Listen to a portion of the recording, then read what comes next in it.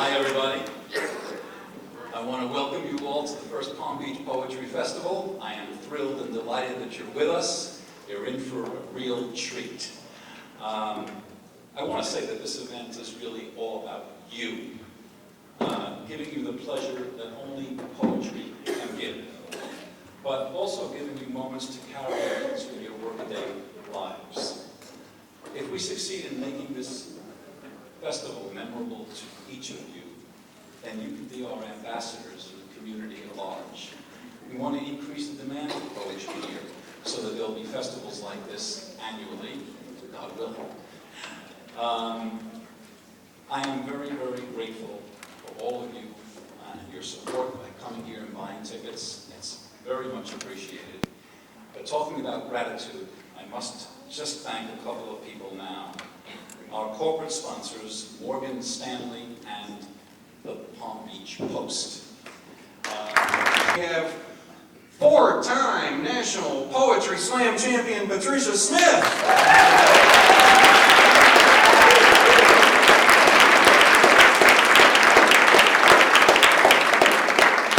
And former U.S. Poet Laureate Billy Collins.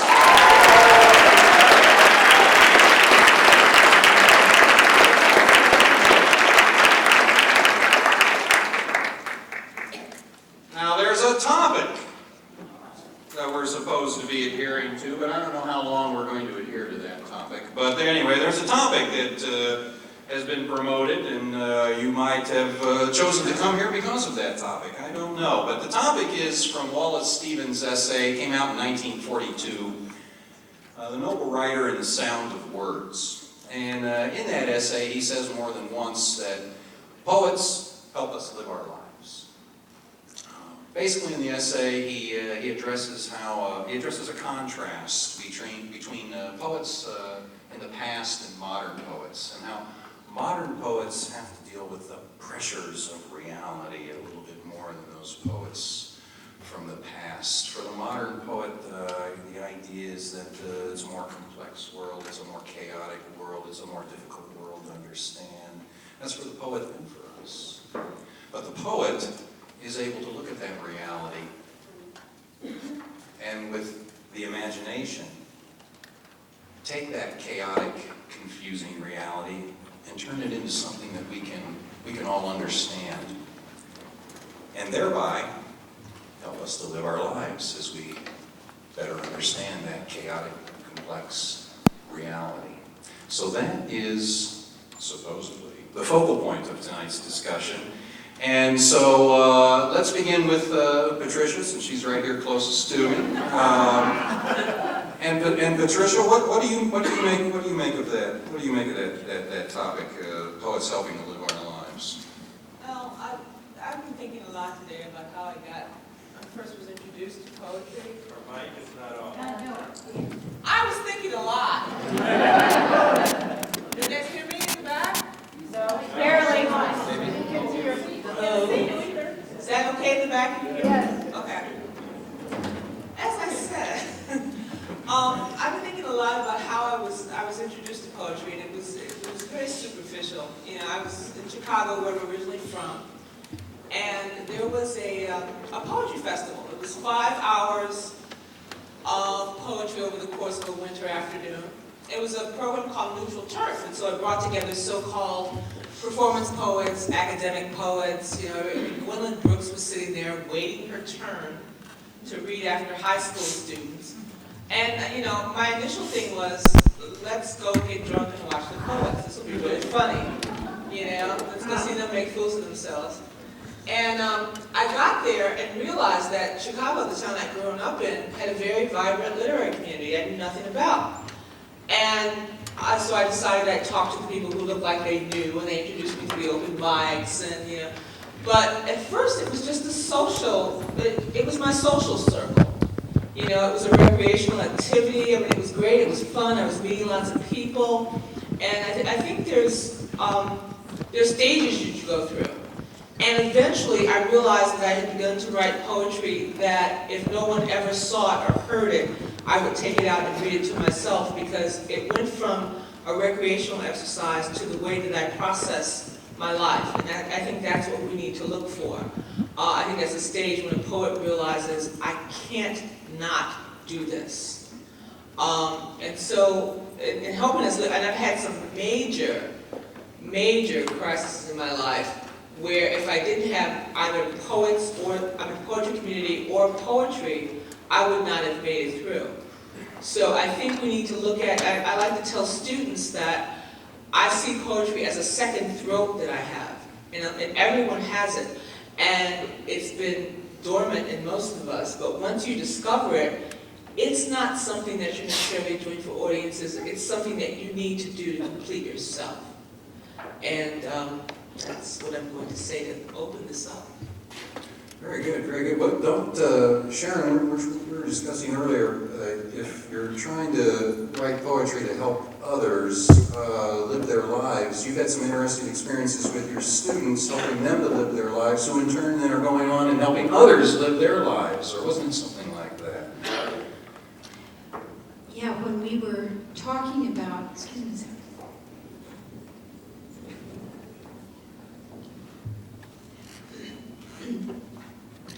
Maybe before, how's that? Is the mic okay? Yeah, thank you. Maybe before talking about that place of poetry for me in relation to the outreach programs at NYU, poetry writing workshops in hospitals and in other places.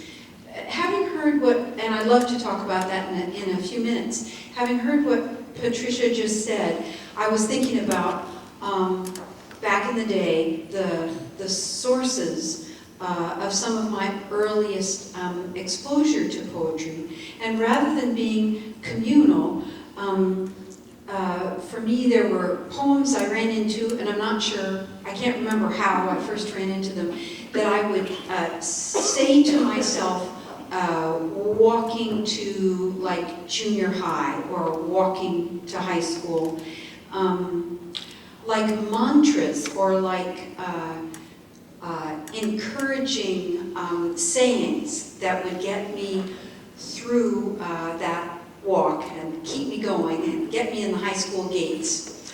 And I thought that I would read just a small part of one of those poems.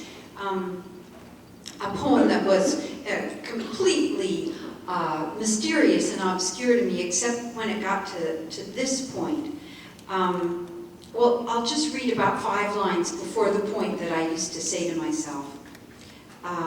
Skies clear, nights sea, green of the mountain pool, shone from the unmasked eyes in half-mask's space. What thou lovest well remains. The rest is dross.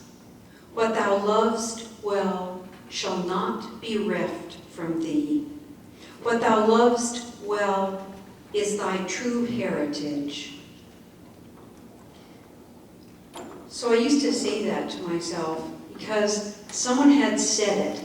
So I thought it was true. A poet had said it, so I thought it was the truth. I don't feel that way anymore. But I grew up in a very strict Calvinist church, and there was a lot of truth there too. And my job as a kid in the church was to believe the truth, some of it quite terrible, some of it having to do with my eternal habitation in a weenie roast kind of place. So lines like this that I believed in helped me. My relationship to these lines changed when I learned that they were, that Ezra Pound had written them when he was in a cage. He was in a big cage, like he was in a cage that the army built to hold him in Italy during the Second World War, a cage up on the roof of an army barracks where he was being guarded because of the accusation of treason against him for some radio shows that, or many programs, and the anti-Semitic nature of these programs was part of why he was there. And I struggled. I lived by these words. I depended on them. They had better be true because I had a day of junior high to get through or high school to get through. And I guess that's really what I want to say is my opening in terms of poetry that saves us, poetry that helps us. What happens when we learn more about the circumstances in which the poetry was written, and whether that has anything to do with the help that we've received from those lines. I still find myself saying those lines to myself in hard times, as if he connected when he was writing that, wherever he was, with something essential, something beyond his mishigas. So I just thought I'd begin there with that relationship between that poem and me as a beginner starting to be exposed to poems. When Stevens talks about these pressures of reality and these chaotic, confusing events that are difficult to understand, and the poet makes them a little bit more palatable for readers. Somebody care to comment on do you think that the poet ought to be writing exactly about that reality, that harsh, grim reality that is in front of the poet, or do you think the poet needs to create some kind of a distance? For example, if the harsh, grim reality were terrorism or tsunamis or something like that, should the poet write about the terrorism or the tsunamis, or somehow stay on another subject that enables a reader to live his life in understanding these kinds of calamities? Or did that make any sense whatsoever? I think the poet's job is to try to tell the truth. To say that a poet can tell the truth would be arrogant, but to try to tell the truth, and if that includes writing about the world and the terrible things that can happen in the world, then that's part of the poet's job. But I also think that's an individual choice. I mean, I think a poet can write about whatever he or she feels most compelled to write about. I do believe that poetry can matter greatly in our lives. It can make us feel a little more alive, a little more human, a little less alone. I think there's poetry has a great purpose in that way. Although I won't make great claims for it either. It's not going to save our lives alone. We have lots of other things we need to do to save our lives and to make the world a better place. But it certainly can help us be a little bit more human and be in touch with what's a little bit more human. Ezra Pound, despite his political problems and some really truly execrable positions he took, anti-Semitic, etc., also said that the only thing that really matters is the quality in the long run about poetry and maybe about life is the quality of the affection. And I believe that's true too. Would you guys agree with or care to comment upon the idea that Stevens makes that the pressures of reality are more chaotic and confusing for the modern poet than the poet from the past? I mean, how could it be more confusing or difficult than to say Keats's life? I mean, John Keats got consumption when he was 22 years old and he knew he was going to die. I mean, I can't say that we have it tougher in the modern world as poets than any other generation in the history of the world. Maybe not easier either, but God, when you think about the life that a poet like, I mean, if you're 22 now and you get TB, you're not going to die necessarily, most likely, but he knew he was going to die. No way around it. That was a tough life. He was also broke all the time. He couldn't get a job teaching creative writing like we all have. It's a tough life. Billy, when it comes to Well, poets, at the rail, I'll just jump in here because I wanted to pick up on some things that have been said, but at the risk of seeming under-conceptualized, and I don't know if I speak for the other poets, but I never think about these questions. I really don't. In my daily life, I don't spend any time wondering about these kinds of large questions about the future of poetry, the political impact of poetry. And it always occurred to me that these large questions that people tend to ask poets, you're okay there, but that the analogy would be like there's a guy in a stream and he's trout fishing. He's out there with his waders, and he's just out there and it's sort of sunny and it's cloudy, and someone comes up to him and wades out there and says, you know, what do you think of like the world fishing rights or Japanese incursions into tuna? I mean, these are huge questions that I think we, speaking for I don't know who else, but I think we're more concerned with fooling around with language. You know, Patrick Kavanagh, the Irish poet, said, and Sharon was saying something about how poetry becomes increasingly more important to your life. And Kavanagh said that, he said, a person begins by fooling around with language, and at some point it becomes their life. And at that point is different for every poet, and probably not very identifiable as a blast of epiphanic revelation. But the fooling around is very important. And I thought, I have a quote here I just found last week from Tom Robbins, of all people. But I think this kind of might get things down to more like the craft of what we really do. And Tom Robbins says, it's sort of kind of an attempt to define poetry.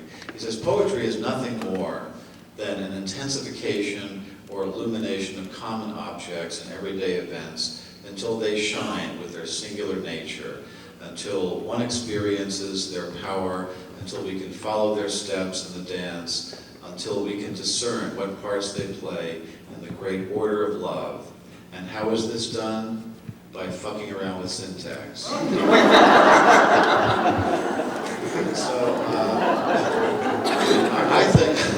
I think that's the way we spend our time.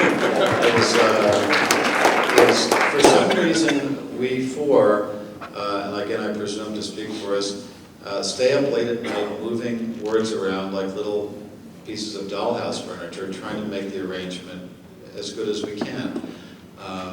And I think that's the important, and the byproducts of that can, they can have uplifting and humanitarian consequences, but I don't think these are the things we're thinking about when we're writing. since I have a microphone, I'm going to seize on this opportunity to, besides fucking around with syntax, what other fooling around with language do some of you like to mess around with? What are some of your favorite elements or tools in The language? sounds, the noises, the sounds of language and all the different things that sounds can suggest, all the onomatopoeic qualities, just the basic pleasure in the repetition of sounds, the dance between stressed and unstressed syllables, sometimes that's called meter, but the noises of our language, which has a lot to do with meaning, and one of the main ways you have an opportunity to get the language under the reader's skin, to have it enter a reader's body and not just their brains. I agree with Billy that we play around with language. Poets love language, love words. Emily Dickinson said that words are, for a poet, are like lemon drops, and you take them on your tongue and you flip it over one side of your mouth and you flip it over to the other side of your mouth and you turn it around on your tongue.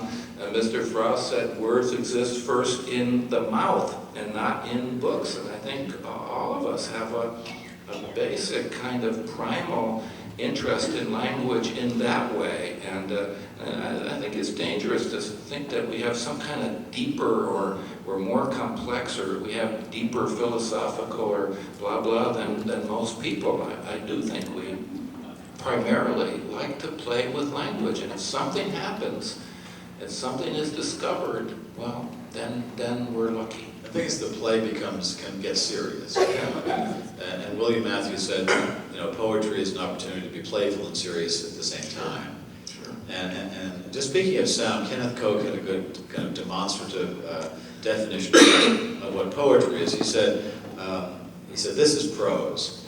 No dogs allowed on the beach. That's prose. He said, this is poetry. No dogs or logs allowed on the beach. No poodle, however trim. No dachshund unable to swim. So one is just flat, and the other makes you want to memorize it or dance or move around. It has that little song to it, and that's that little song that gets in your ear and gets into Sharon's heart when she's walking to junior high with that refrain going on inside her. When I was in 4th grade, my teacher wrote a word on the board, and she said, "Who can pronounce this?" And I didn't know, I'd never seen the word before, but I took a stab at it, and it was anemone. And that day, I must have said that word 1,000 times. I thought it was the most beautiful thing, and it was before I even knew what it was. And I thought, if one word can affect, this is when you go home and say, that's it, I'm memorizing the dictionary. This is great. If one word had that much power over me, and it's the feeling of having this great big empty canvas in front of you every time, and realizing that every single word is available to you, and not necessarily in the way that they tell you that you should use it. And so I'm always looking for, this happens when I go into schools. I was talking earlier about if a poet had walked into my class when I was 7 or 8 years old and read a poem that they had written, just that simply, my whole life would have been changed that much earlier. I cannot remember hearing a poem aloud until I was in high school. So playing with the language and showing kids that their voices are legitimate and that they can do the same things is amazing to me. Amazing. And who says a verb has to be a verb and it has to be written this way and it can't be half on one line and half on the other line? And and I consider, people say, well, how much power do you think poets actually have? No power that no one else, that the rest of you don't have. I think it's just, we open that door and kind of walk through it, and everybody else is kind of standing on the threshold thinking, dare I? And we've kind of taken that step and realized that the language belongs to us, all of it. I've had situations where people say, well, you can't write in that way anymore. And to have young kids be caged, and you go into a class and say, I'm here to teach you poetry, and they say, that's nice, but my teacher says I'm a really good this, which means I can't write poetry. And if we show them that the language is just not the language laid down to be used that way every single time, it opens up minds that much sooner. Where you wind up with remedial English.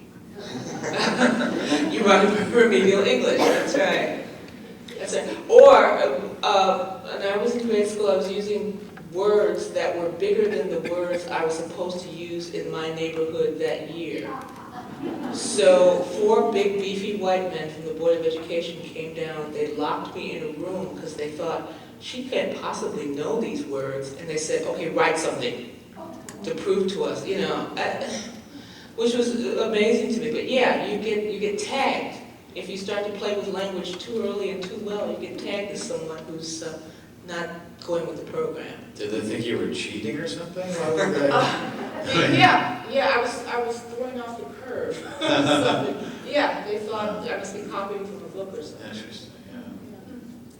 I want to give a bow to the question of poems to live by, poems that help us live. Just in one instance that I thought of when I was thinking of being here tonight,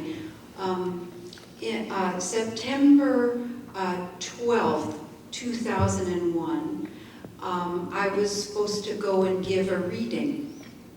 And I started looking for a poem in Arabic that I could include with my reading of other poems, since it seemed to me there in New York City or wherever I had been, the day before that it was going to be important to hear poems in other languages, especially poems that came from that part of the world. And I found a poem by Rabia al-Adawiya, a poet from Iraq, a mystic who lived in the desert of Iraq in like 750, something like that.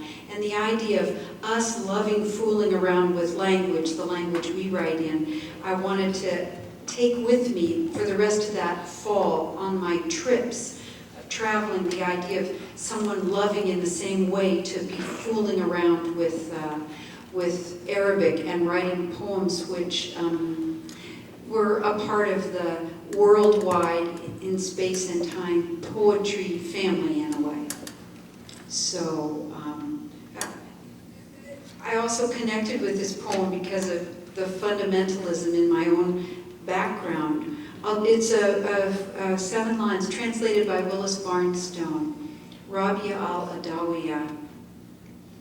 O my Lord, if I worship you from fear of hell, burn me in hell. If I worship you from hope of paradise, exclude me from that place. But if I worship you for your own sake, do not withhold from me your eternal beauty.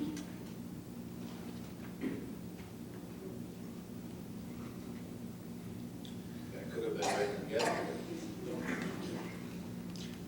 The Rubaiyat of Omar Khayyam, it's in our textbook here, and that we use here at Lynn University, and there's one poem where the speaker just talks about, if I just had a bottle of wine, a loaf of bread, and my lover, I'm happy. You know, it's a different culture, thousands of years ago, but hundreds of years ago, but it's the same thing, the same interests, you know, same types of things that I'm interested in.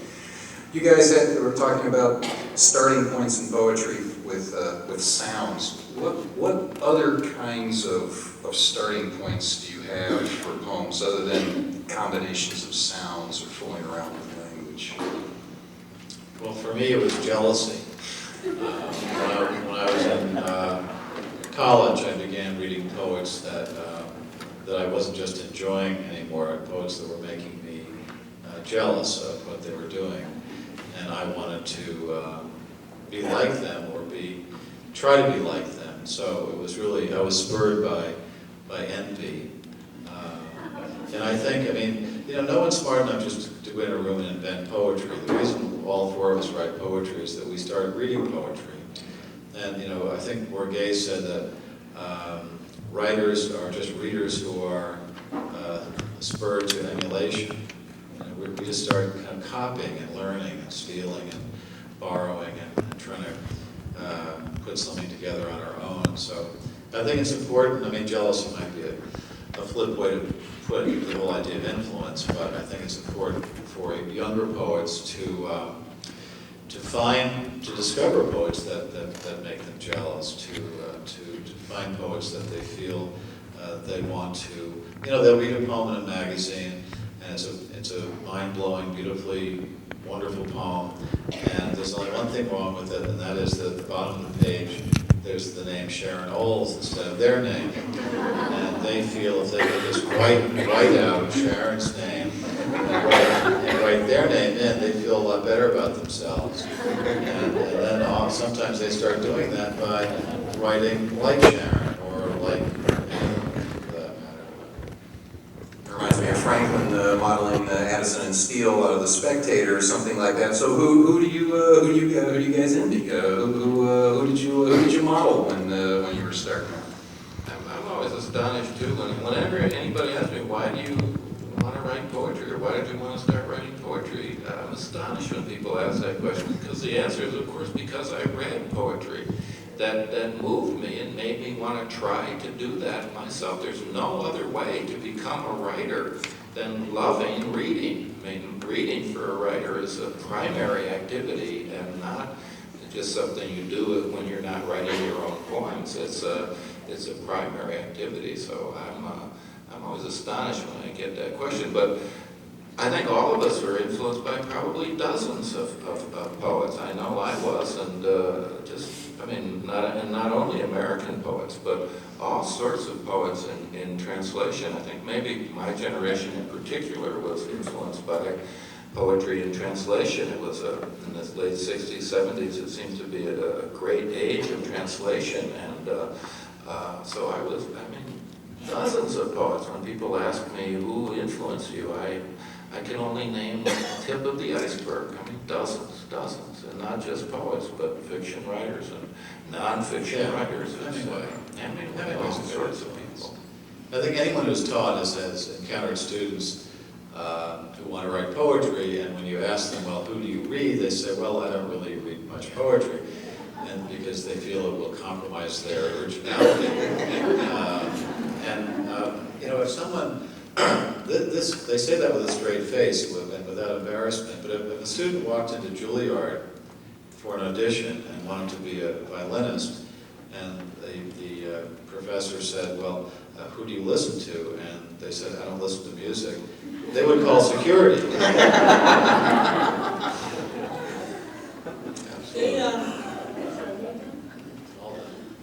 It goes the other way, too. I used to go to this incredibly boring luncheon when I lived in Chicago, where they gave thousands and thousands of dollars to a poet. I forgot what the name of it was. It was for a body of work over a lifetime.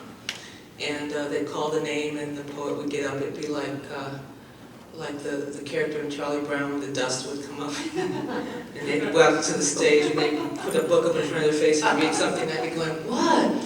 So once I was there, I found myself sitting at the table with the editor of Poetry Magazine, and I'm trying to talk this guy into coming out to a reading.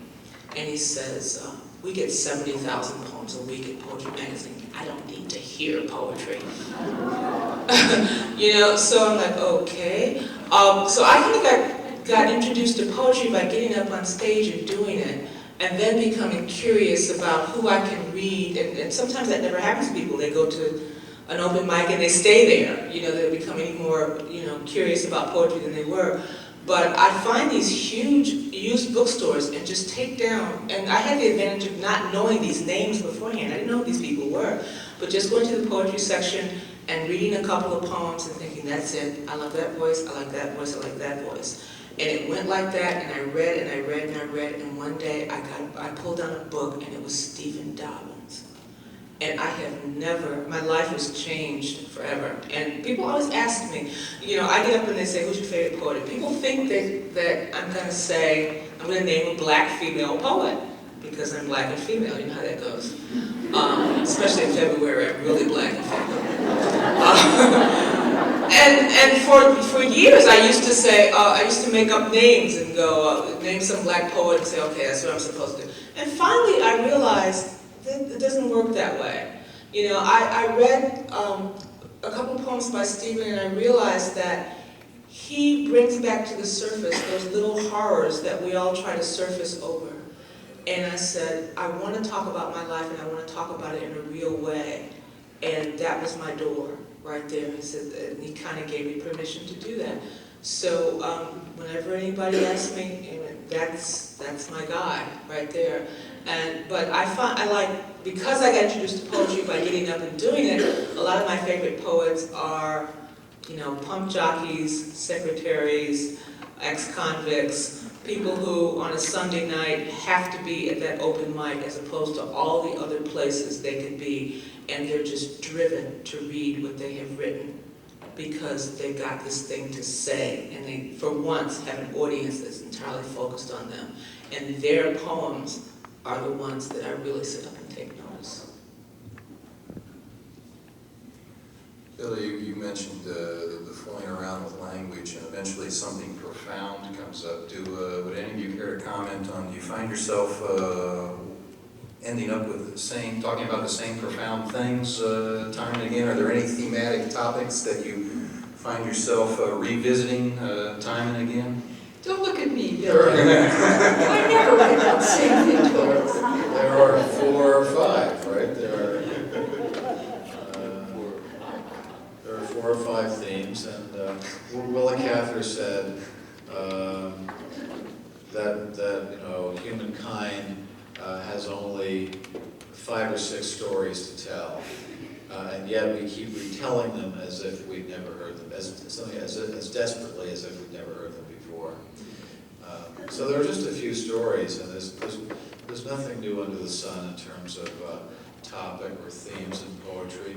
I think a poet is just reapproaching this kind of bedrock of human experience, which has to do with joy and grief and separation and longing and worry, and visiting them with the spin of your own voice, that if you can find a slightly new way to articulate it, a slightly new way that a chord might sound as you play that old theme. It's like people who keep singing the standards, who keep singing the American Songbook, who you never get tired of hearing, The Way You Look Tonight or Satin Doll, and singers just keep singing these songs, even Rod Stewart, for God's sake. But if you can put your own kind of vocal individuality to the song, then the song is resuscitated again. So we're really playing the same songs, but with we hope with a slightly different tone to it. Which one of us is arrogant enough to think that we know anything about being alive that Shakespeare didn't know, and articulate, or Homer, or any other number of great life writers in history? I agree there. I think there's only 2 themes, actually, love and death. I think virtually every poem can fall under those 2 headings, but there isn't anything new about being human, brand new, that we're going to discover. That human beings, we've been the same for thousands and thousands of years, essentially, human beings. When Nabokov started teaching in America, he said to his students, I don't know what I have to teach you, because I know only 2 things. Life is beautiful and life is sad. And that's Somebody asked what I learned. Randall Jarrell what he wrote about, and he said the laughter and the tears. Yeah. The laughter and the tears. What else is there? So what are some of your favorite teaching moments? Some of your favorite teaching experiences that you've run into? Retiring. Stands out.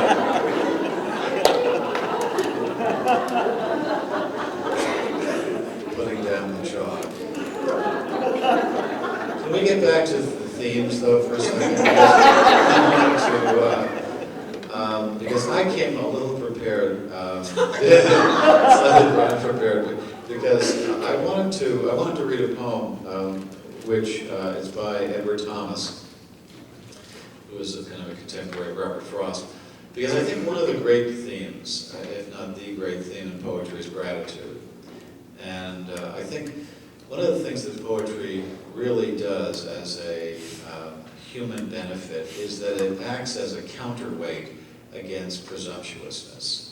And the ultimate presumptuousness is the vanity of being alive and taking that for granted.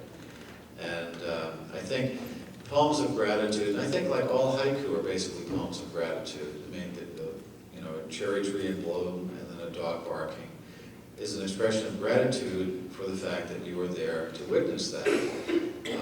And maybe all lyric poetry is just overly developed haiku, or like talkative haiku. But I wanted to read this poem by Edward Thomas called The Owl, which is, I think, my favorite poem.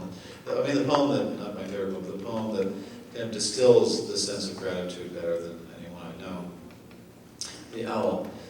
Downhill I came, hungry and yet not starved, cold, yet had heat within me that was proof against the north wind, tired, yet so that rest had seemed the sweetest thing under a roof. Then, at the inn, I had food, fire, and rest, knowing how hungry, cold, and tired was I. All of the night was quite barred out, except an owl's cry, a most melancholy cry, shaken out long and clear upon the hill, no merry note, nor cause of merriment, but one telling me plain what I escaped, and others could not, that night, as in I went. And salted was my food and my repose, salted and sobered too by the bird's voice, speaking for all who lay under the stars, soldiers and poor, unable to rejoice.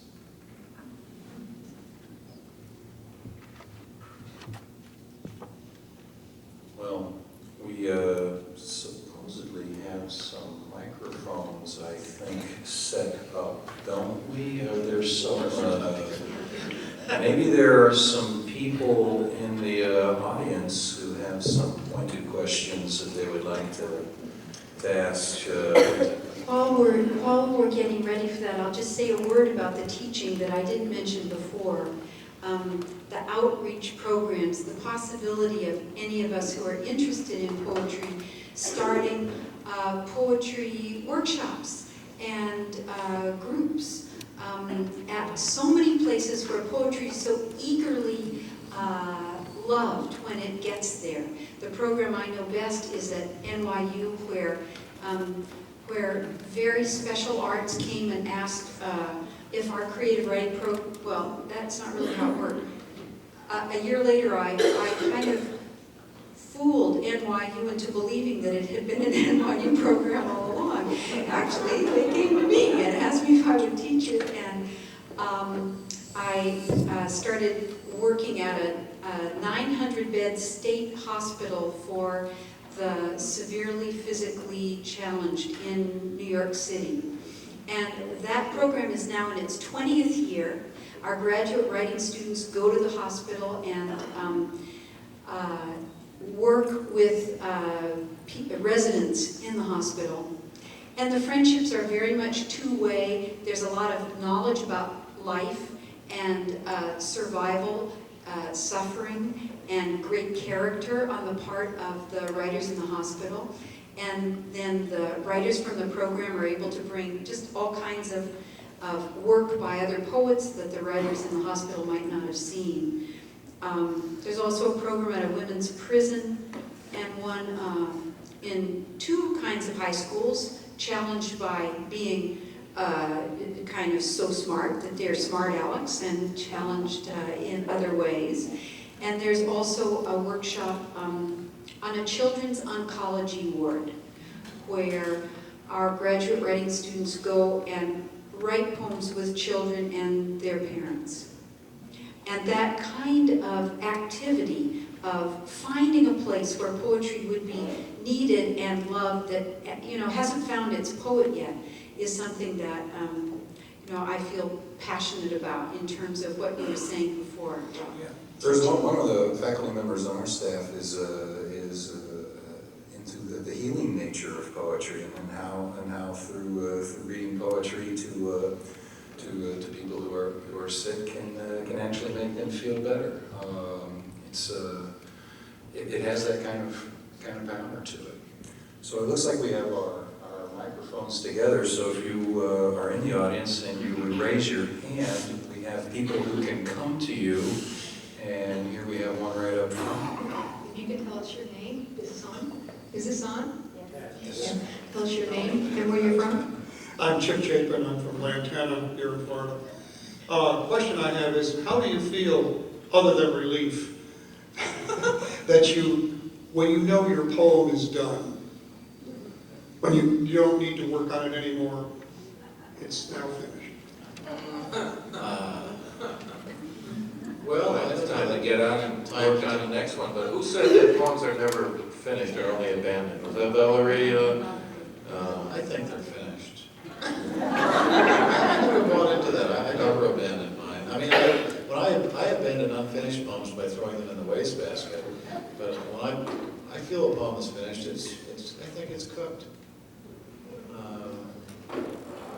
I think it's a matter of, well, I don't know, but I think it's a matter of, my poetry is very conservative, and they tend to have kind of rhetorical structures. In other words, they have a beginning, middle, and end, and I sort of know when the end is about to begin.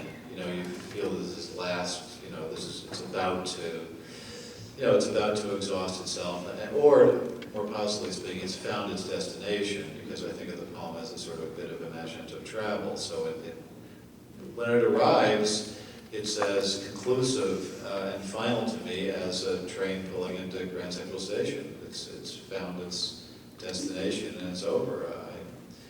The ending is the hardest part to write, but once it's written, I don't feel like I'm abandoning the poor dears. Monsieur Valois notwithstanding. Any of you ever write with the end in mind? I write my ending first. Sometimes. I mean, I know how I want the reader to feel when they're done. So I do that, and then I work backwards up into the poem. Yes, we have a question over here, Winston.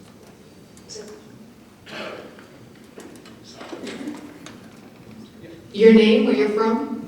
My name's Frank. I live here in Boca Raton. I have a question about a parallel universe where the President of the United States cares about poetry to get him through life.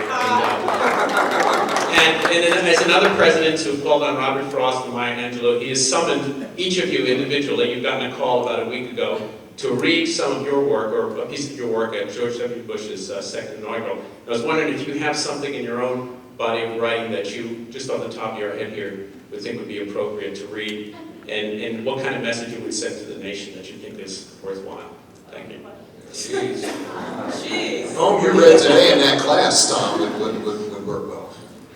Jeez, I don't know. I didn't get that call, did you? I didn't get invited to read at the inaugural.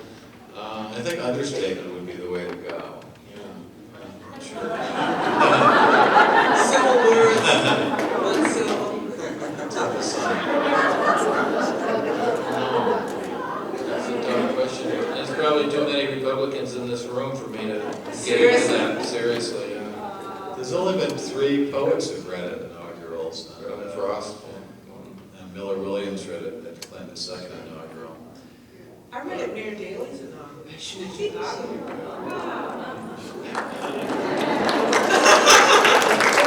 Wait. Did you write a poem for the occasion? No, actually. I had Chicago. Well, Chicago has a contest they hold every year, a citywide poetry contest, and the winner gets to go to one of Chicago's sister cities. So they have a party for you at City Hall, they send you off, the mayor's there, a band, they sing, they put you on a plane, they're there when you come back, they haven't abandoned you. So I wrote this poem about Chicago, and I won this trip to Osaka, and I got invited by Richie Daley to come and read at his inauguration. I had to wear a fancy little dress, it was great. I think almost any poem would be an improvement. I think you just throw a dart and pick anything. Because there's something different about, I think one of the reasons that there are so many workshops and such, and so many people turning out this evening with an interest in poetry, is that I think we're just sick of public discourse. There's so much noise of advertising and politics and journalism and corporate speech and psychobabble. There's just a number of channels that we keep listening to all day, which is basically an onslaught of public language. And poetry is private language, generally. It's intimate, whispered language from, well, not in Tom's case, he reads really loudly. But it's usually from one poet to one listener. It's not, we deliver our poems from lecterns and podiums, but I think when we write them, we're trying to say them to one person, and that person tends to multiply. So I think even just the cadence and the intimacy and perhaps the sincerity or the intensity of poetic language would immediately distinguish it as a completely different kind of music than the rhetoric you would hear at an inauguration.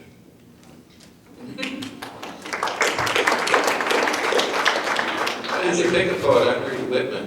I'd read some Whitman at something like that, the quintessential American poet. Would you agree that the poetry seems to be on an upswing right now? Do you think that poetry goes through cycles where it's popular or it's not? And if so, what determines that popularity? Does it have anything to do with any particular political agendas? Or do you think? goes through in cycles like that. I think one of the reasons it is popular, and more popular now, or seems to be growing, and certainly in my lifetime as a writer, is what Billy said, that we long for some language that has some meaning, some reverberations that does something to us physically, emotionally. We are bombarded constantly by terrible language, by lazy language, by languages trying to sell us things, etc.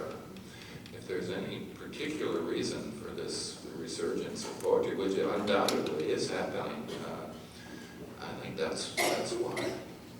We have a question over here. I'm Shelby Allen. I'm from Boston. Hello to Tom from Emerson College. Emerson College once. My cousin in Florida is very smart and has many degrees and has read a lot of books and asked me the same question that the prisoners I work with ask me, who haven't read as many books as Cousin Gladys. And the question is, why doesn't poetry rhyme anymore? So I really am all ears on this one. You have the best answer to that I ever heard at poetry. Well, yeah. Internalizes. Poetry found a way to continue without end rhyme. So, when we say rhyme, we have to be very careful about what Cousin Gladys, bless her heart, means is not just rhyme, but rhymes that occur at the ends of lines with some regularity and echo each other, create a musical field. What happened, as far as I see it, is not that poets just got scissors and cut all those rhymes off the end and said we can just do without that now, but that the rhymes actually infiltrated the body of the poem, that the rhyming words went inside the poem and became internalized and more integrated in the whole presentation. Over here you could have poem A, which rhymes perfectly at the ends of the lines, right? But is written by a poet with really a tin ear, but who managed to struggle to find rhymes at the end. Poem B has no end rhymes, but it's wonderfully musical. It's captivatingly musical. So, and it's the same with meter. It's not that people just threw out meter, but the metronome of the iambic beat was kind of turned off, and other meters other more variant meters, like jazz drumming, as opposed to just a kind of tom-tom beat, could propel poetry. So it's not that rhyme and meter have been abandoned, it's that the regularity has been made more irregular. It's like, just because people start doing the waltz doesn't mean they stop dancing. We have a question. Hi, my name is Patricia Smith, and I'm from West Palm Beach, Florida. My poetic friends know me as Tap. And the question that I have is about group dynamics. I've been on several national poetry slam teams, and we always attempt to write group pieces in among ourselves. And I was wondering if you had any hints, prompts, tactics, maybe, that help make such things go a little more smoothly? Ways in which poets have learned to collaborate, writing prompts along those lines?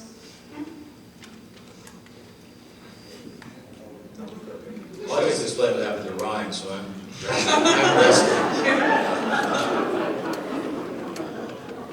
I wish I could collaborate more, and I've tried it a couple times with other poets. I've never had much luck in it. I think it's a fairly solitary thing, but it's a cool thing to do, to try to collaborate and write with other people. I just don't know how one could go about it, or give you any practical advice as to how to do that.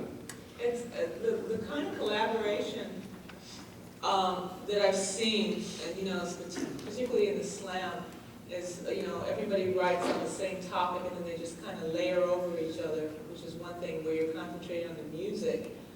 But I think one of the things that you overlook is that writing 4 different perspectives on the same topic and just delivering them so that you get a real feel for the 4 personalities of the poets is also a collaborative effort.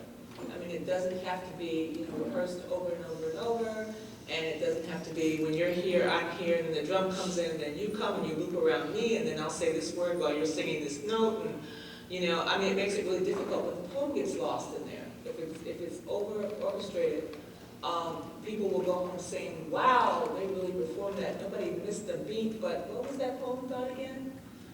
So you take a real chance, when you do that. I kind of think poetry collaborations are a little overrated, but that's just me. I agree with Tom. I think it's one of the ultimate solo activities. And I was attracted to poetry as an adolescent as a place to hide. And I always thought this was the great thing about it. You went off by yourself. And it emphasized and italicized your solitariness, and then you found a way maybe to bring other people into this circle. But I'm kind of amazed at when I open a book of poems and there are acknowledgements to 10 other poets to whom these poems were sent out, and there was telephone conversations and emails about them. I wouldn't show them to anybody except my wife. Read them to the goldfish is a good thing. I also think it's strange to get together with 3 other poets who you have there's no link beside the fact that you have decided to get together and do this. There's no emotional link in your poetry. So there's really no common ground for you to build on. You're just kind of using your voices together, and it's a very kind of physical thing, but there's no emotional base to it. And for me, that's hard. I have to be able to talk to you and see that your poetry is coming from a place that I recognize before I can collaborate. Well, I just had an idea. I've never done it, and I don't know anything about it, but if you all, say there are 4 of you, and you worked on a poem together. Sometimes I've worked on a poem of mine with someone else, or a poem of someone else's, so much that we can't always remember, later I'll praise a line, I'll say, oh, I love that line, and they'll say, well, yeah, you wrote that one. So if in some way you were able to write a poem together, and then every 4th word, every 4th one of you could say, take a lot of practicing, I think that'd be kick-ass. Billy, I know many of your poems address the atmosphere of creation. What kind of atmospheres do you like to find yourselves in to get the creative juices flowing? Comfortable atmosphere. I don't know. I can write, not like most people. I can write anywhere.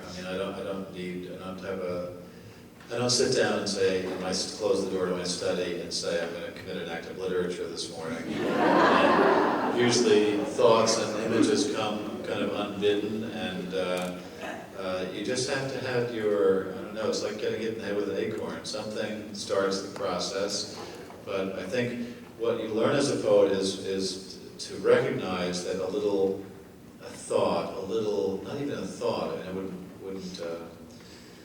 honor it by saying it's a thought, but a little image or a scrap of language, you recognize it as having potential and momentum.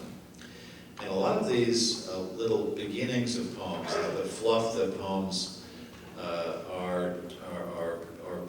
start with, are very peripheral things that ordinarily you might, if you weren't always trawling for a new poem, you might just ignore. So it's a form of attentiveness, and I think the writing of the desk is really just a kind of, the poetry is not just done at the desk. It's a form of attention that you learn to pay to your experience, and then coupled with some insane interest in words, those 2 things kind of make you a poet.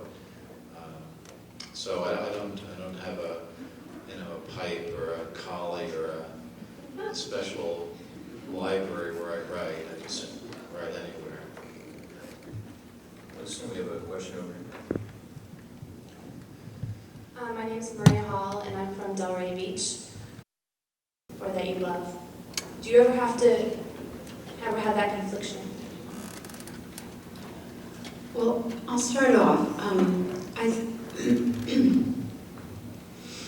I think the the germ, the fluff, the little bit of something in the periphery that Billy mentioned. That's a good way of describing how a poem, how the possibility that one is about to write a first draft might occur to one. And then I think whatever the subject is, however apparently personal, that it's the desire to make something while singing, and in a way, for me, dancing in the language. I really feel the line turn and the movement of the rhythm as much in a body, physical dance way as I do in a musical ear way. That has as much to do with, or more, much more maybe, to do with what I'm doing than a story, and whether it's autobiographical or not. If the story, just speaking in terms of my own work, if the story takes over a lot, it is going to be a bad poem for me. If there's so much more story than language, or than motion, or excitement, or quirkiness, or something. So, it's not really even an answer to the first half of what you said. It's kind of meditations on what you first said.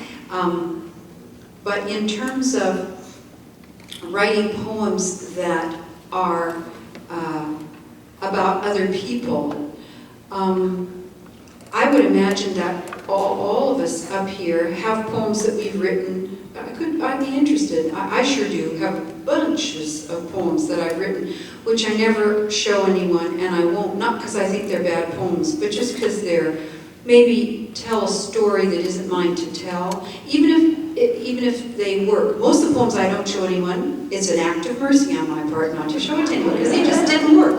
I'm someone who has to write a huge amount, and most of what I write doesn't work. But maybe I'll. I think there are decisions to be made that are individual decisions about what we're going to send out and what we're going to keep at home, and that those decisions are different on the part of every poet, and that there aren't principles for it, and that we learn by making mistakes. And that I'm always wondering if there are poems which have harmed people. I'm not talking about hate poetry or something like that, but poems which have harmed people. I've looked for that, and I haven't heard any stories of that. Muriel Rukeyser, it was my teacher, used to say, you're worried that, your poems will just, kill your parents, and they don't.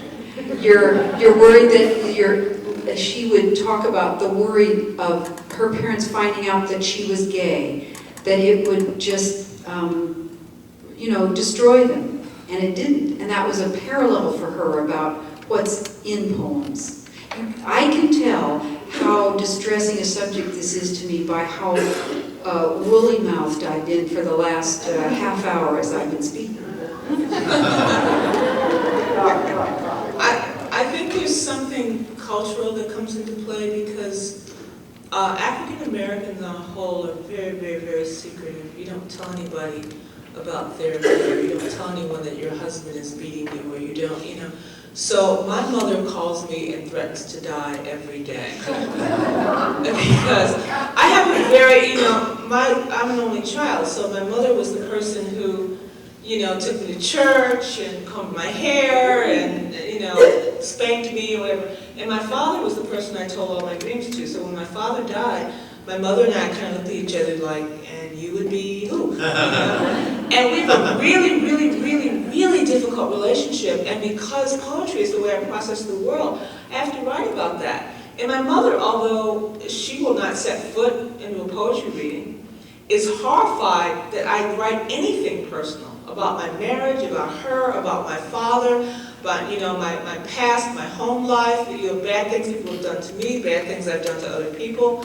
And she feels that this is all something that I need to keep to myself and suffer with. And the idea that I tell her that, this saved my life. If I didn't have this, I'd be on a rooftop somewhere with a shotgun. And it doesn't matter to her. You know, she says there are some things, you know, she's from Aliceville, Alabama, where you don't talk. You just don't talk.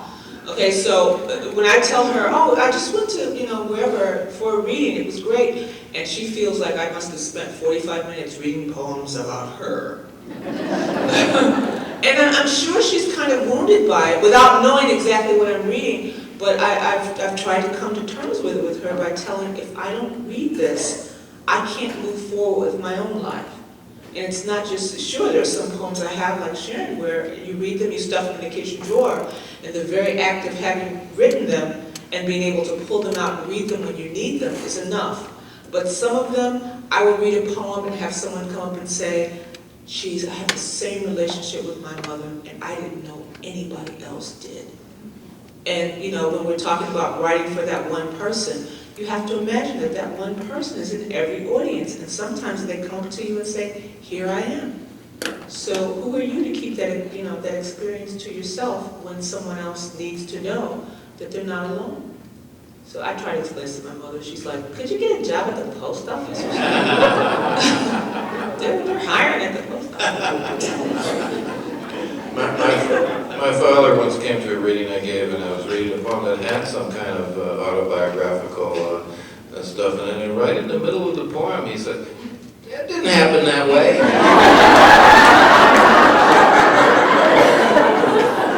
He stood up in the middle of the poem, and I said, Dad, it's like, it's fiction too, you can change stuff a little bit to try to tell the truth. He said, it didn't happen that way. Okay. It's the supreme fiction. Elizabeth, we have a question back there. Your name? Hi, Raph Adams from Lake Worth, Florida. Wanted to touch also on another aspect about truth. I got into a conversation with a poet on an airplane, and Bad news.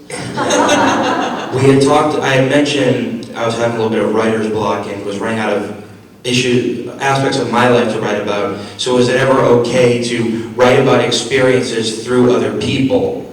I don't know, like writing about maybe someone, you know, somebody who's living with an alcoholic parent or they're getting abused. Is it ever okay to write a poem about that even though you haven't experienced it personally but make it your own? Like Shakespeare? That's what's called fiction, and poetry is fiction. Of course, that's legitimate. Yeah, no, that's fine. You've run out of experiences, you said? No, no. Just at the time, I was having writer's block, so. Oh, yeah. Another one here, Winston. My name is Maria Bartlett, and I'm from Wellington, Florida. And I'm not really the poet. My brilliant mother, Donna's the big poet. But this is a question I'd like to focus to Billy, because he mentioned a little while ago about not reading to anyone but the goldfish. And some of us don't have goldfish. And very many people here participate in writers or poetry workshops. So I guess what I would like for each of you, if possible, to address at which point in the course of a work, of a poem in progress, do you say, it's time for me to address a group of my peers or colleagues with this? Because in a sense that also addresses the question about collaboration, because aren't workshops actual collaboration? Tell us a little bit about your relationships with workshops as artists, not just teachers. Well, I mean, just because of my background, I've never taken a workshop, and I've never had a writing teacher, only because when I was, around the time I was in college, there were, I think, 2 or 3 writing programs in America, Iowa and Stanford, and maybe a third, and I didn't think I was I didn't have any confidence then, it didn't even occur to me. So I just never had that, that was never part of my background. And for me, the collaboration, and this is just because of that background, is I'm always collaborating with these dead poets. I mean, I'm collaborating when I'm writing with John Donne and with Auden or with Frost or with Edward Thomas, and I'm collaborating with them in that they're with me when I'm writing, in that I'm playing off them. I'm trying to use what I learned from them, and those are my teachers. And I think Auden said something to that extent that the real teachers of poetry are not necessarily people in classrooms, but they're the people on the library shelves that are waiting there for you day and night to be read. And those are the poets I've learned from, the silent poets. I partly also because of my age didn't take a writing workshop. And I had this idea also that I was so susceptible to other people's opinions that I shouldn't show my work, because then whatever anyone said, I would immediately think they were right and I would change it, and then I would be censoring myself in some way. So I think my first 3 books, no one had seen those poems until well, maybe I would submit them to magazines. So in fact, probably a lot of them had been rejected by a lot of fine editors. But then I started sharing poems with a poet friend and found that I was ready to listen and always immediately change everything according to what the other poet had said, because that is the way that I was, and then, but fairly soon change half of it back again. That's how it happened. We want to make sure that we do want to offer some time for some book signings a little bit later, and we do have the workshops in the morning, so we don't want to make it too late of an evening. So we're going to, I don't know if this is fine. You're doing fine. That's nice. That's nice to know. We have an urgent question. My name's Bernie. I'm from Fort Lauderdale. And my experience with poetry is quite different than anyone else I've heard. I grew up with undiagnosed dyslexia, and for me, poetry was an escape from the traditional educational system. When I wrote a poem, I didn't get criticized for my grammar. I didn't get criticized for my spelling. I could have a mixed metaphor. I could do a lot of things that I couldn't get away with in the traditional educational system. I didn't find out that the rest of the world didn't see letters moving until my second year in college, when I learned about learning handicaps. Of course, fortunately, it didn't stop me from getting a good college education. But it turned out to be an advantage, because my dyslexia enabled me to see life and other things in a spherical manner rather than in a linear way of thinking. And it's turned out as an adult to be a very wonderful advantage, in that it gave me coping skills that the average person doesn't have to learn. And I don't know what thoughts you might want to. I was dyslexic a little bit too, apparently, as a child. I still have a cousin who calls me Mott, because I would write my name backwards, T-O-M. No, mine didn't express it that way. I would see many letters turn on their vertical axis. But I think poetry does draw the kind of outsiders and loners and oddballs, and you'd be an exception. When you spoke of doing different things on the way to school, I used to plot how to get sent to the principal's office, because it was the safest place for me for the first 6 years of my education. And I was originally trained as an engineer because that was the only profession that it was safe to be weak in your English. But you also had a gift for understanding the spherical. Yes. Yeah. It was very interesting. Plane geometry drove me crazy. Spherical geometry I took to like a duck takes to water.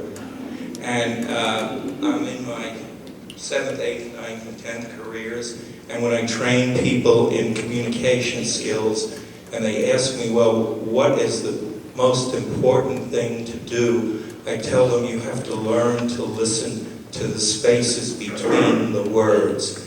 And I'm wondering how, when one is reading poetry, how to bring that skill into the printed page.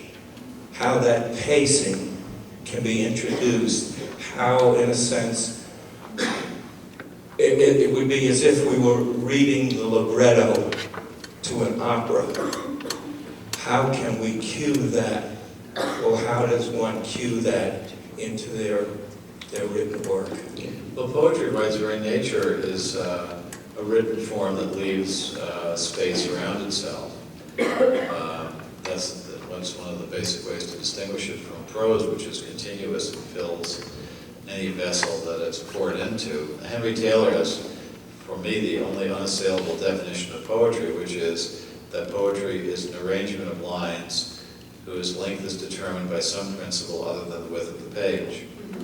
So the idea of space being around words, and you can have more eccentric examples if you take E. Cummings, who's kind of a parallel to Thelonious Monk, because they're leaving a lot of their space is very important in their work. So I think all poetry has a spatial integrity and uses the space between the words and the lines. Your name, where you're from? Deborah Grayson, and I'm from Coconut Creek, Florida. And I am a registered poetry therapist. I am one of those strange people. And we all know what your healing properties are about your poems, but we also know that it's not about the poem, it's about the process when you talk about poetry therapy. So my question to you is, to each of you, which of your vast healing fountains that you all have, which one poem do you have a certain kinship to that you might call a favorite, and why? Because what we have anthologized may not necessarily be our personal favorite. So I was wondering from all of you. Can I make an appointment with you? I need therapy. You mean a poem of ours or a poem of someone else's? Oh. It's going to be a long appointment. I don't really know. I think like most poets, I'm not really interested in poems I've written. This is a fairly tired answer, but I happily read my poems in public, but I never go home and sit down and open a book of mine. And if you ever come by my house and see me doing that, just come in and hit me with something heavy in the head. I have no interest in poems that I've written. The healing, if that's the word for it, takes place in the act of composition, because then you get the mental excitement and the endorphins, and all the excitement is happening. You're in the middle of something, you don't know where it's going.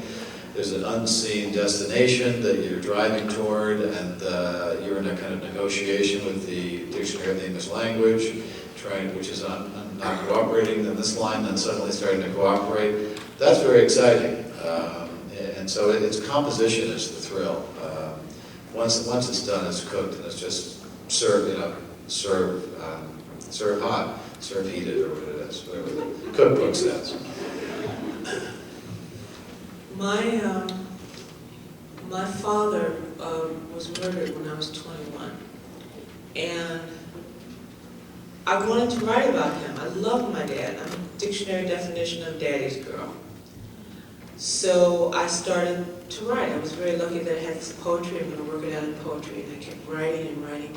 And I would write about funny things my dad used to do, and I would write about him. He worked at a candy factory. He used to take me there, put me on his shoulders, and let me. They made malted milk balls in the carton. Yeah, I grew up on those. Thank you. And he would show me, how they made those. And I remember the days at the candy factory, and I realized I had 10 or 12 poems, and none of them acknowledged in any way that he was gone.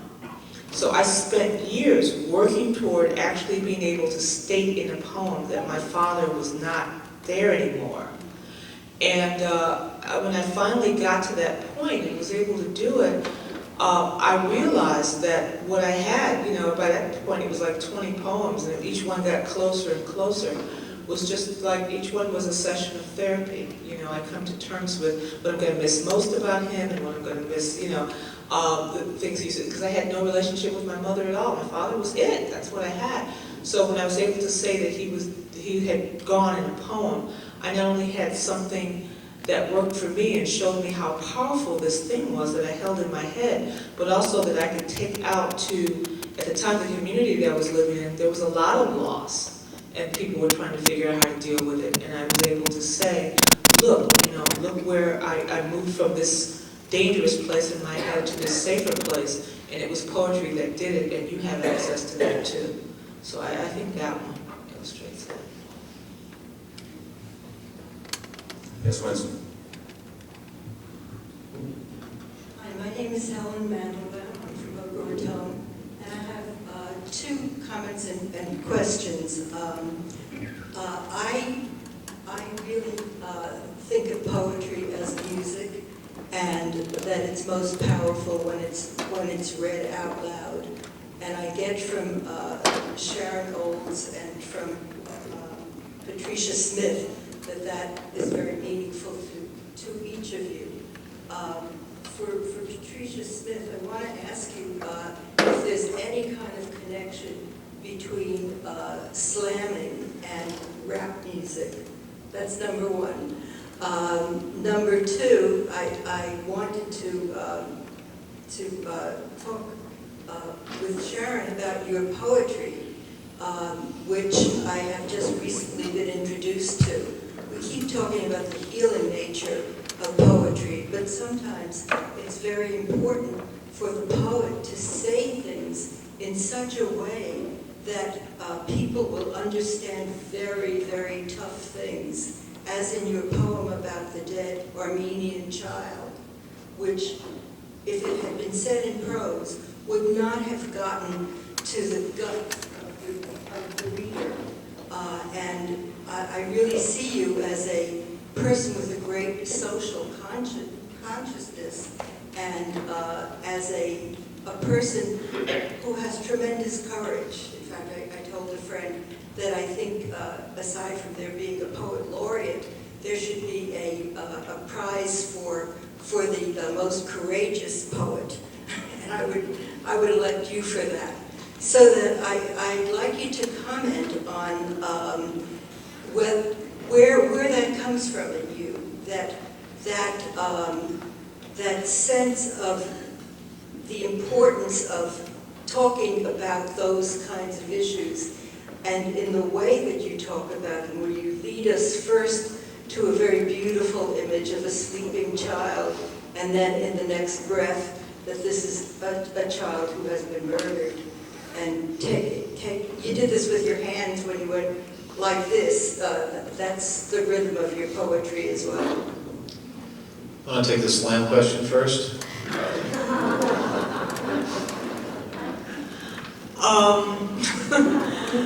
At one point in my life, I was a journalist, a poet, and I had a blues band. So I'd have parties at my house, and we'd have the newspaper people in this corner, the poets over here, and the musicians over here. And until the alcohol started to flow, they would all be glaring at each other like they didn't all use language. My take on, I'm often asked the slam part, we have to clarify first. The slam is not necessarily a style of poetry. It's a poetry competition that some people choose to engage in. But I take it we're talking about performance poetry. Yeah, I mean, I have a real emphasis on rhythm and how my poem feels in my mouth. And when I write one line, I say it over and over and over again out loud till the second one comes, and I say those, and they have to fit. They have to feel like there's some sort of music. They have an undercurrent of music. The problem that I have with rap music nowadays is the overemphasis on rhythm in lieu of it saying anything meaningful. I don't think there's enough concentration on the words, but if you just want to look at rhythm, yeah.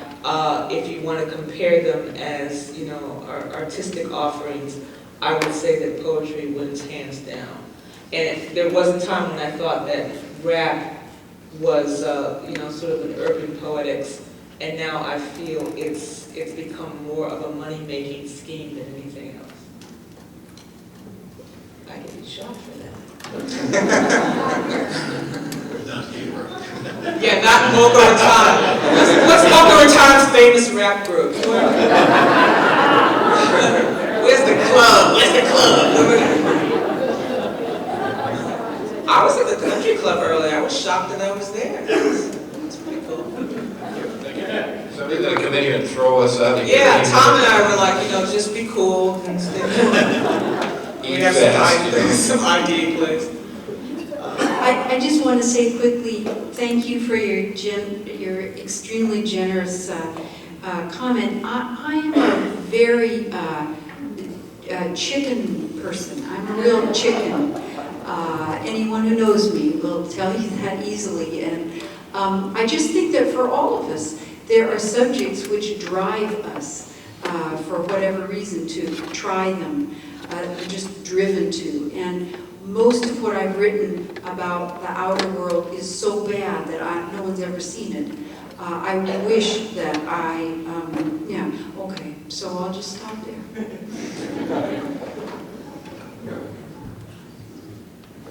Winston, you have one?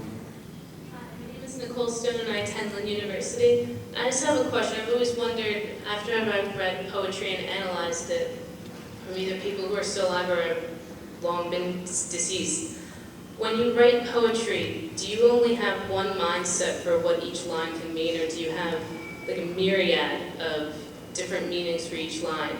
Or do you find that your readers sometimes discover new ones or analyze it differently? I like people to be in the ballpark of what my intentions were.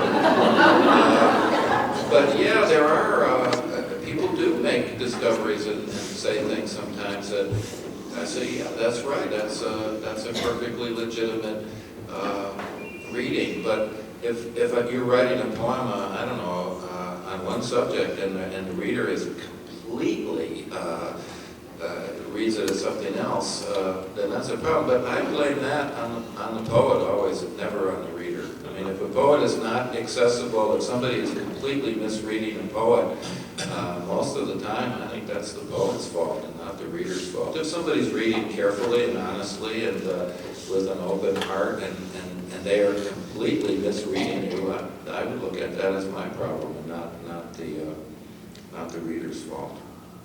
I think you have to know how heavily to press on a poem, and I think you learn that by reading more and more poems of that poet. So when you pick up, Whitman as opposed to Pound or Wallace Stevens, I mean, you can't press too hard on Whitman. I mean, there's a wonderful surface to it. But with Hart Crane, you want to get out your decoder ring and your calipers and your mining tools, and the more you know about a poet, I mean, you learn how heavily to press and how much resistance that poet's work can stand. And often the trouble with these analytical or analysis problems that you're referring to come up because a teacher or a student is pressing too heavily on a poet or not heavily enough on a poet. But rarely, I think, in teaching poetry, I've come across many examples of completely diametrically opposed. I never think that. I think that problem of misinterpretation or what did the author really mean is often a little overrated as a problem. There's certainly, as Tom says, this ballpark sense, this latitude, because we're dealing with a very fluid medium, this language, and we want to be suggestive. We don't want to be too literal ourselves. So, and poetry is the most fluid of expressions. It's when you read something like a cookbook, you're not, you don't read like, if it says add 1 cup of sugar, you don't say, what did you mean by sugar? What's she getting at there, the sugar thing? But with poetry, those questions are legitimate. I mean, what did Edward Thomas say when he says, salted was my food and salted my repose? Salted was my food is good. It's good to have salt in your food. But salted was my repose. Means his sleep was disturbed by that owl's cry. So there, salt means 2 things. But when Betty Crocker says put in a teaspoon of it, it means 1 thing. Elizabeth? My name is Melissa Jacobowitz. I'm a senior in high school. And back to the idea we were talking about before, that poetry comes from a sort of inherent philosophical meaning and not necessarily necessity of that. Mr. Collins mentioned Nabokov before, and he was famous for saying that good writing should not make us think, it should make us shiver. And I was wondering what your take on that was.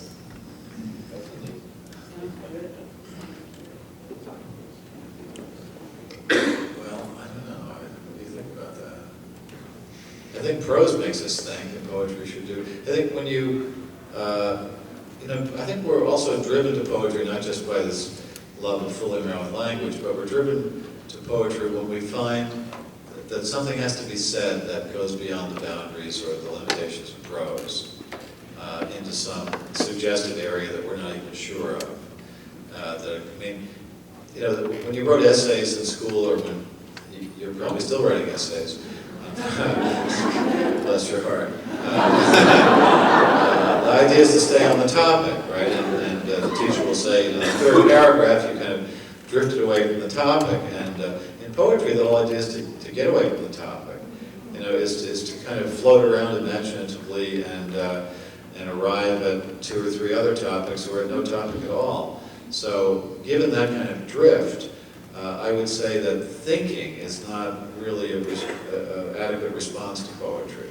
That shivering is probably a better. I'd rather have someone say, you made me shiver like Elvis would, rather than saying, I really thought about your poems long and hard.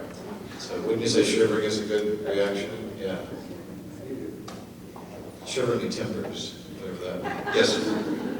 The feeling of the top of your head being taken off, as Emily said, Emily Dickinson.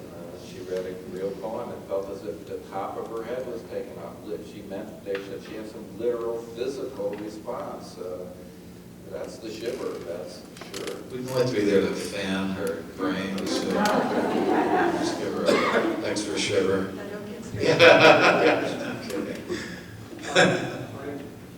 My name's Jonathan Gans. I'm from Miami. And just a personal note of thanks to both Sharon and Billy for 2 particular poems that played an important part in my life. One was one that was published in the New Yorker roughly 22 years ago called Bathing the Newborn. Beautiful poem that I cut out and kept in my address book, and still have in my address book, old yellow clipping, that I read to my firstborn because I was taking care of him at home during the time that I had an office at home and was working there. And that poem I read almost on a daily basis, both to myself and to him. And I think it meant a great deal to me. I know it meant a great deal to me. I hope it meant a great deal to him. He's a 22-year-old in college now. And to Billy, last year we had a 10-foot snowfall in Bozeman, Montana, over a period of 2.5 days. And I happened to have delivered to my mailbox the Big Sky Journal, in which on the back page was published a poem of yours called Shoveling Snow with the Buddha. I waited for the Buddha to show up. He did not, so I used your poem as a perfect excuse not to shovel snow. And I really appreciate that. But I have a question for both Sharon and Billy, since they've been poets laureate. I'm a poet, I write, and to me it's a very personal, private thing, as you say. It's hard for me to imagine being a poet laureate and being in such a public position. I guess I'm assuming that there are a number of public things that you do, not to mention often being called on, and in Billy's case, perhaps by politicians with whose politics you may not agree, to read things or write things for particular occasions, or state occasions, or events, or commemorations. And I can't imagine what that's like, to be called on to write on demand. As a journalist, as Patricia's been, sure, but as a poet, I mean, how does that work? And what's it like being a laureate of either of those places, here in the States or New York? Well, I'll let Billy answer this because because when I was New York State Poet Laureate, there was nothing formally, there was really no event formally connected with it. I tried to work to raise money for outreach programs. I wanted every creative writing program in New York State to be connected with things in its neighborhood. And throughout the whole year, I finally reached the point where I realized that I wasn't going to be able to do that. So there's my record. Now, Bill. Are you going to run on that record? Well, I've been both, and the U.S. Poet Laureate has a few duties, and the New York State Poet Laureate seems to have virtually no duties, as but you're really, I mean, we get this word laureate from our British cousins, and it is part of our kind of Anglophilia, the little historic resonance that the word laureate gives you. It's like our infatuation with Burberry raincoats. But you don't really, the poet laureate is not really required to write occasional poetry.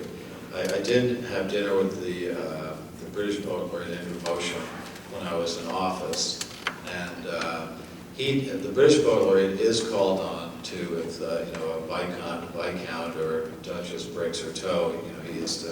And in fact, when he became poet laureate, the Queen Mum died shortly thereafter, and he indeed had to write an elegy for the Queen Mum. But after the dinner, we seemed to decide that the poet laureate of England had to write occasional poetry, and the poet laureate of the United States just had to write occasionally. So the only time I was called on was to write a poem on the anniversary of September 11th, which I wrote and delivered before Congress. But apart from that, talk about politicians asking you to do things for them. The phone never rang in 2 years in my office in Washington, so I don't think anybody has the number. So that was the only time I was called on to do anything like that. And let me just make it clear that the office of the Poet Laureate is an employee of the Library of Congress, and he or she is there's no connection to the administration, no more than the president would approve of a new stamp with a goose on it or something from the Bureau of Engraving. It's quite separate, and you're hired and appointed by the Librarian of Congress. Your modest salary comes out of a private fund, so it's not tax dollars, and there's virtually no connection with the White House. You're really an employee of the Library of Congress, which came as a big relief to me. Hi, I'm Diana Loy. I'm from Green Acres. After hearing all four of you speak tonight, I am delighted to see that you're here with us. Some of us came tonight because we love poetry and are somewhat dilettantes at it, and so we don't know all of your voices poetically. Would it be possible to hear just a little bit from each of you tonight of your poetry? Because there are some people who can't come back tomorrow, the next day. Thank you.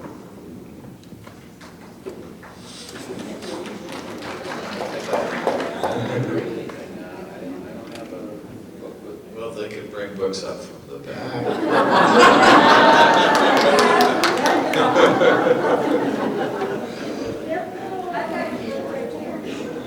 You forgot to give us our homework, Mrs. Benson.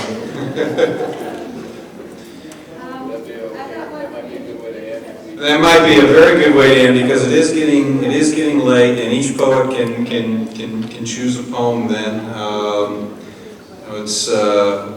We do want to set aside some time for some book signing, and we do have readings tomorrow night, starting at 8 o'clock, and Thomas Lux and Patricia Smith will be reading poetry, and then 7:30 Sunday night, and Billy Collins and Sharon Olds will be reading poetry, and no doubt that the things that they'll be reading will help us live our lives. There's been some fantastic questions. I'm glad we got off the Wallace Stevens topic, and I'm even more happy that we got to the question and answers, because that sure made my job a hell of a lot easier.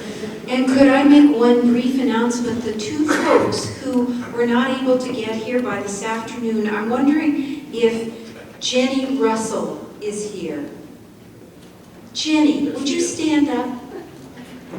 Now, my folks from this afternoon, this is Jenny, and remember you were going to tell her after tonight, at the end of tonight, everything that we talked about today, so that she'll be prepared. And also Lucinda Heaton Mao, are you here? Lucinda. So does everyone see Lucinda, and has everyone seen Jenny? So the 10 who were with me this afternoon, these are the two folks. I have your folders for you, and your fellow classmates will be gathering to tell you everything that happened today in preparation for tomorrow. Okay, thank you. Sure. So, have we made any decisions on those poems? Go ahead, Tom. It's a poem called A Little Tooth, about my daughter I wrote when she was very little. It turned out to be kind of prophetic, actually. She's 17 now. A little tooth. That's how you talk when you don't have it. Your baby grows a tooth, then 2, and 4, and 5. Then she wants some meat directly from the bone. It's all over. She'll learn some words. She'll fall in love with cretins, dolts, a sweet talker on his way to jail. And you, your wife, get old, fly blown, and rue nothing. You did, you loved, your feet are sore. It's dusk, your daughter's tall.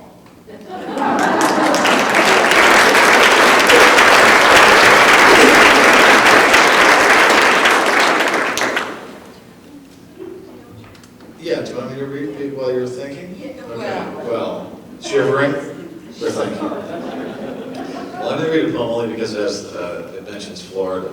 It's called Aimless Love. This morning as I walked along the lake shore, I fell in love with a wren, and later in the day with a mouse the cat had dropped under the dining room table. In the shadows of an autumn evening, I fell for a seamstress still at her machine in the tailor's window, and later for a bowl of broth, steam rising like smoke from a naval battle.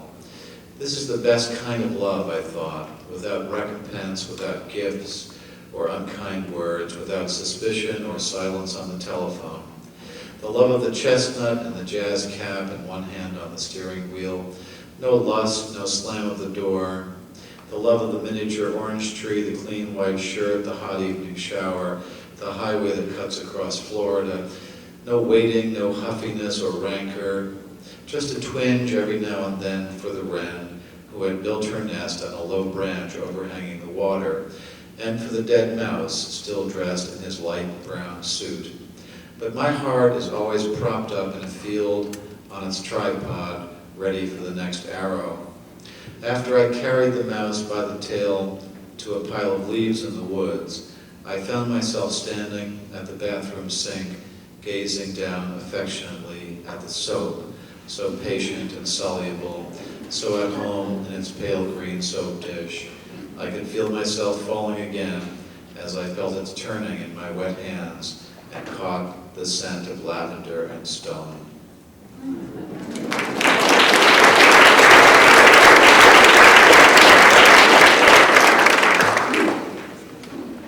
Patricia or Sharon?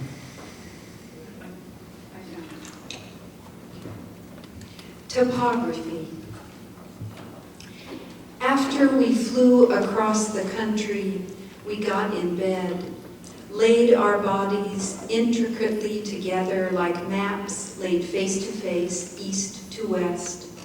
My San Francisco against your New York, your Fire Island against my Sonoma, my Florida deep in your Texas, your Idaho bright on my Great Lakes, my Kansas burning against your Kansas burning against my Kansas, your Eastern Standard Time pressing into my Pacific Time, my Mountain Time beating against your Central Time, your sun rising swiftly from the right, my sun rising swiftly from the left, your moon rising slowly from the left, my moon rising slowly from the right, until all four bodies of the sky burn above us, sealing us together. All our cities, twin cities, all our states united, one nation, indivisible, with liberty and justice for all.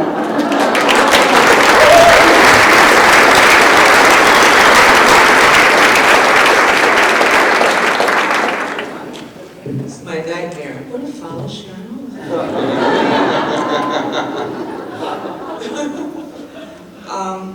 This is a poem for little boys who love their mothers and then hate them as they grow up. Children do not grow up as much as they grow away. My son's eyes are stones, flat, brown, fireless, with no visible openings in or out. His voice, when he cares to try it on, hovers one note in that killing place where even the blues fidget. Tight syllables, half spoken, half spat, greet me with the warmth of glint-tipped arrows. The air around him hurts my chest, grows too cold to nourish, and he stares past me to the open door of his room, anxious for my patented stumbled retreat.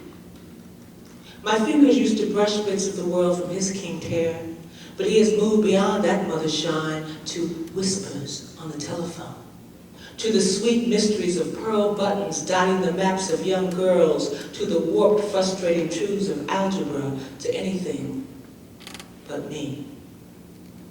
Ancient, annoying apparatus, I have fortunately retained the ability to open cans, to warm meat, to clean clothing that has yellowed and stiffened. I spit money when squeezed, don't try to dance in front of his friends, and know that rap music cannot be stopped. For these brief flashes of cool, I am tolerated in spurts.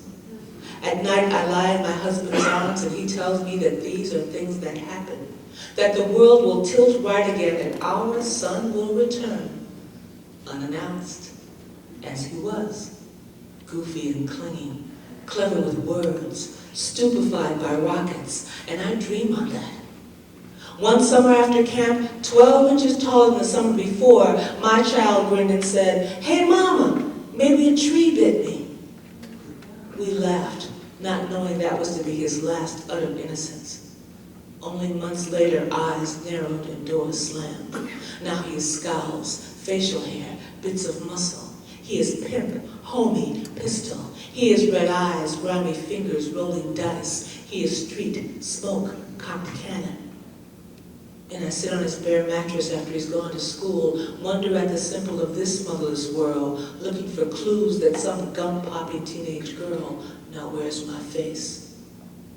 Full of breast music and finger songs, I stumble the street, staring at other children, gulping my dose of their giggles, and cursing the trees for their teeth.